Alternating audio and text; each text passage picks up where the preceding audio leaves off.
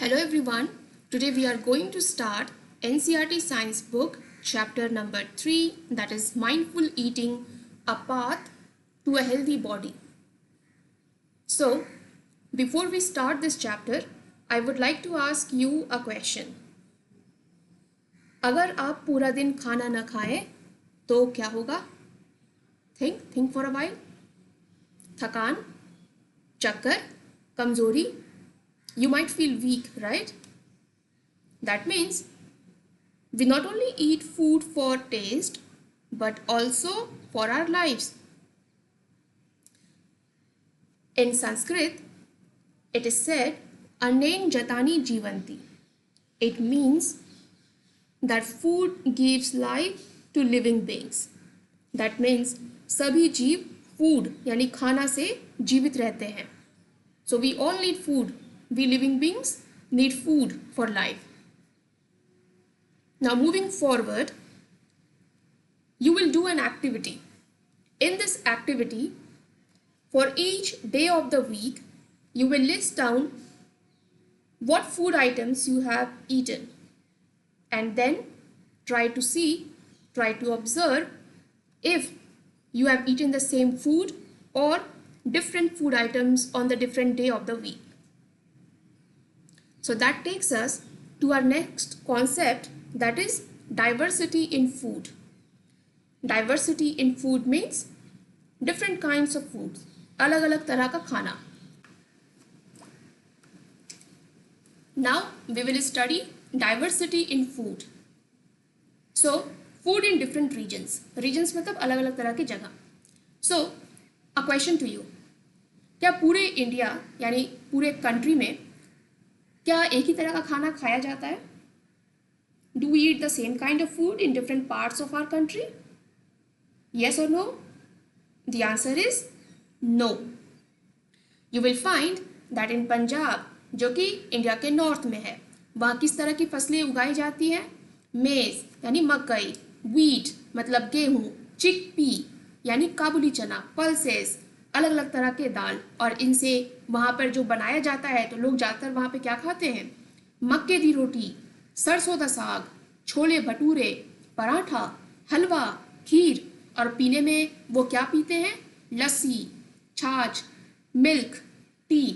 कर्नाटका जो कि इंडिया के साउथ में है, तो वहाँ पे किस तरह की फसलें उगाई जाती हैं?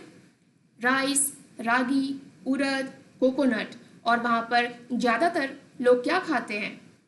इडली, डोसा, सांबर, कोकोनट चटनी, रागी एटसेट्रा, और पीने में छाछ, बटर मिल्क, कॉफ़ी, टी.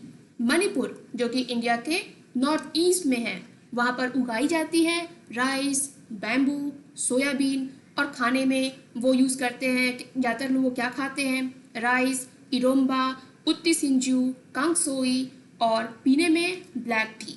सो आप देख सकते हैं कि इंडिया के अलग अलग स्टेट्स में जो फसलें उगाई जाती है, फसलें मतलब वहाँ जो स्टेट्स है वहाँ पे किस तरह के फसल उग रही है, जैसे कि वहाँ पे राइस होता है या फिर गेहूँ होता है या फिर मकई होती है, ठीक है, और इनसे जो खाना बनता है तो ज़्यादातर लोग वहाँ जो खाते हैं वो सभी आइटम्स भी अलग अलग होते हैं और पीने के आइटम्स भी अलग अलग होते हैं. तो अब सवाल आता है कि ऐसा क्यों है? So why do we see diversity in traditional food consumed in various states of our country? So हमारे कंट्री के जो अलग अलग स्टेट्स हैं उसमें जो ज़्यादातर जो वहाँ पे लोकली खाना जो खाया जाता है वो अलग अलग प्रकार का क्यों होता है? The answer lies in the diversity. Diversity in soil, diversity in climatic conditions. कि वहाँ जो सॉइल है, ज़मीन, वो अलग अलग तरह का है. हर स्टेट्स के सॉइल अलग अलग प्रकार के हैं. वहाँ जो क्लाइमेटिक कंडीशंस है वो अलग अलग तरह के होते हैं कि कब ठंडा आता है, कब गर्मी आती है, कब रेनी सीजन आता है. तो इसमें काफ़ी वैरायटी है, उनकी टाइमिंग्स काफ़ी अलग अलग है. इसकी वजह से वो जो वहाँ क्रॉप्स ग्रो करते हैं उसमें वैरायटी आती है, वो अलग अलग तरह की फसलें ग्रो करते हैं. और अब जब फसल अलग अलग तरह की होगी तो उससे जो खाना बनेगा वो भी अलग अलग तरह का होगा. इनके अलावा वहाँ का हर स्टेट्स का अपना ट्रेडिशन एंड कल्चर है, वहाँ जो लोग हैं उनकी टेस्ट प्रेफरेंसेस यानी खाने के चॉइसेस वो अलग अलग हैं, and that's the reason India के अलग अलग स्टेट्स में अलग अलग तरह का खाना खाया जाता है.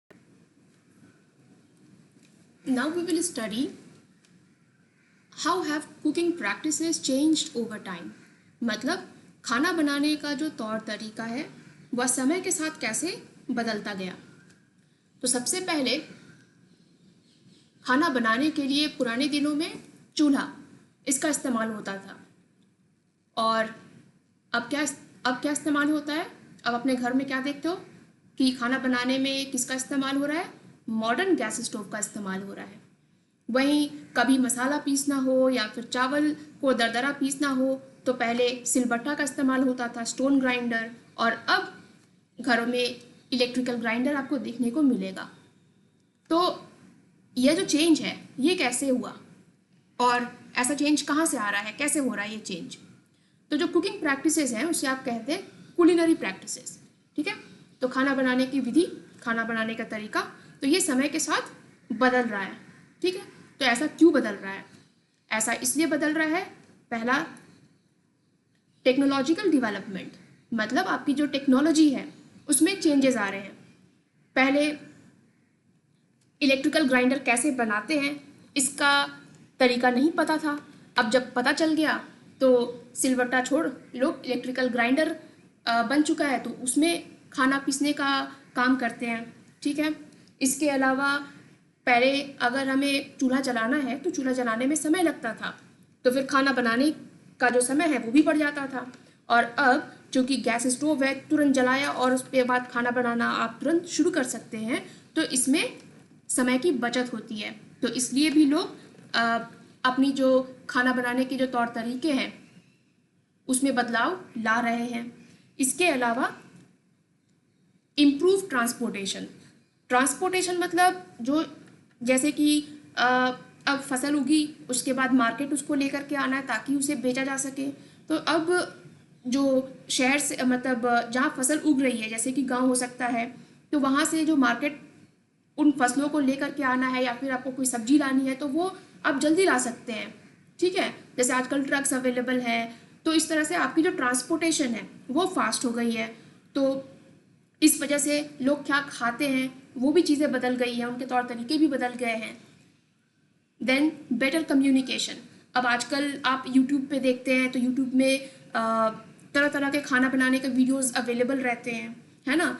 तो इससे किस तरह की रेसिपीज़ हम बना सकते हैं, आजकल खाने बनाने में किन खाने के रेसिपीज़ का ट्रेंड चल रहा है, तो ये सब चीज़ें जो हैं अब जानना यूट्यूब के माध्यम से या फिर टीवी शोज़ के माध्यम से बड़ी आसान हो गई हैं.